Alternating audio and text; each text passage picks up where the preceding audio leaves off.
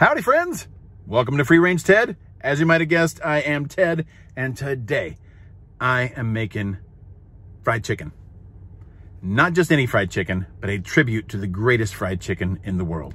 You see, growing up, one of my best friends was Tommy Ward, and Tommy's mom, Opal, recently passed away. And Opal made absolutely some of the best fried chicken I have ever eaten in my entire life. I don't tend to rank things or say best or worst. This one is sentimental, and I'm telling you, her fried chicken is amazing. I haven't had it in so long, and I still feel like I can taste it right now. And sadly, she's gone. So I thought, what better way could I honor her life and pay tribute to her than to try to make fried chicken on my own? I don't have her recipe. She probably didn't even have a recipe, but I think I can do this one justice. I'm gonna give it a go. So I got all the stuff I need, and in classic Free Range Ted fashion, I'm borrowing an ingredient from my previous video, which was the chocolate chunk banana bread, and this one's kind of a no-brainer. I'm using flour. You need flour to make fried chicken, so that's what I'm gonna do. But I'm not gonna stop there. I've got a few tricks up my sleeve that I'm gonna share with you along the way. Hopefully it turns out to make some really tender, juicy, and flavorful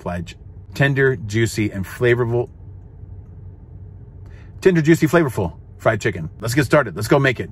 I'm ready to eat. I'm already hungry. Be sure you stick around to the end of the video so you can see the sandwich that I make out of it. Oh my God, it's so good. You're gonna love it. If you like my videos, hit the like button. If you love my videos, hit the subscribe button. For this tribute, I decided to make chicken katsu, a Japanese-style fried chicken. But I also wanted to honor my roots of growing up in Tennessee, so I borrowed a little bit from that culture as well. The end result will be a nice fusion that I think Opal will be proud of. Let's start with the chicken. I use boneless, skinless chicken thighs here. You can certainly use breasts if that's what you like, but you might need to pound them out and make them a little bit thinner and more uniform. That way they'll cook faster and more even. Now for the brine. And let me get this out of the way early. Skipping the brine is not an option. It'll make the end product tender and juicy and full of flavor. You can change up the ingredients or however you like, but you cannot skip this step. I made this a 3-day process because I had the time and I had the ingredients on hand. You could certainly cut this down to 1 day or even expand it out to 4 days or more if you want. For this version, dry brine the thighs with kosher salt.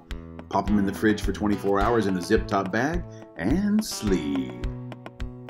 The next day, add 1 cup of buttermilk, 1 cup of dill pickle juice, and several heavy dashes of Texas Pete hot sauce, or whatever hot sauce you like. This will not make your chicken spicy at all, but if you're worried about that, feel free to stop making chicken and just eat a bowl of mayonnaise. Now, reseal your bag and make sure you get out as much air as possible. Then pop it back in the fridge for another 24 hours and sleep. Pro tip, put the bag in a rim dish or large bowl just in case the bag leaks. You'll thank me later. The next day, you're ready to fry. Go ahead and take your chicken out of the fridge and get it on a plate or a tray in a single layer. Let it warm up a little bit on the counter. This will help it cook more evenly. Next, start getting your oil hot. I chose peanut oil, but you can use any neutral tasting oil with a high smoke point. You're going to heat that up to 325 degrees. While that's coming up to temp, prepare your dredge. For this, you'll need a couple of eggs, beaten, some all-purpose flour, and some panko breadcrumbs. You're going to coat the chicken in the flour and then shake off all the excess, but you want to make sure everything is covered.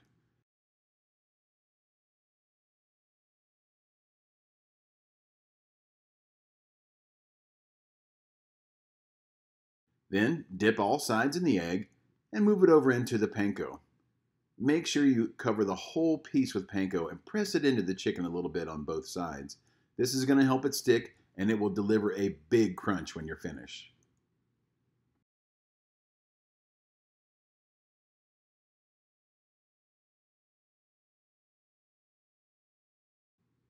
Once the oil has come up to temp, you're going to add 1 or 2 pieces of chicken at a time to the hot oil. Be sure to release it away from you so that you don't splash it up or burn yourself. You're going to cook the chicken until it's golden brown and reaches an internal temperature of somewhere around 155 or 160 in the thickest part. When you're done, remove it from the oil and let it rest on a wire rack. The chicken will continue to cook and the temp will carry over to 165 or so, and that's where you want it to be for dark meat. It can be a little bit less than that if you're using chicken breasts.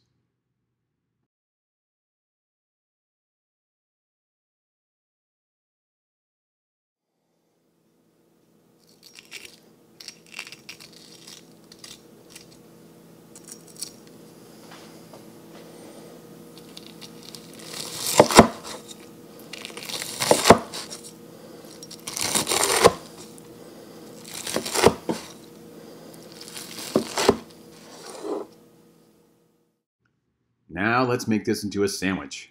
For mine, I whipped up a quick version of tonkatsu sauce, which is 2 parts ketchup, 1 part Worcestershire sauce, a splash of soy sauce, and a little bit of honey.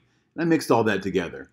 And then to that, I added some yellow mustard, Dijon mustard, Kewpie mayo, kosher salt, coarse ground pepper, and a little bit more honey. And I just mixed it and tasted it and kept adjusting it a little bit until the final version tasted like a tonkatsu honey mustard. I picked up some fancy buns in the bakery section at my local grocery store, and I brushed the top with a little bit of melted butter and sprinkled on some Maldon salt.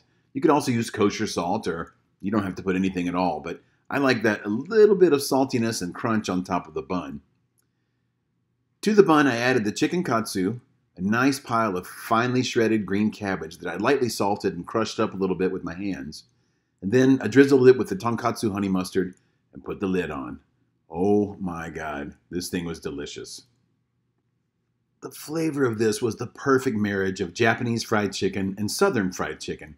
The outside was like super crunchy and the inside was tender and juicy. You could taste the dill from the brine and the tonkatsu honey mustard really set it off. It made a really nice pairing, so happy with it.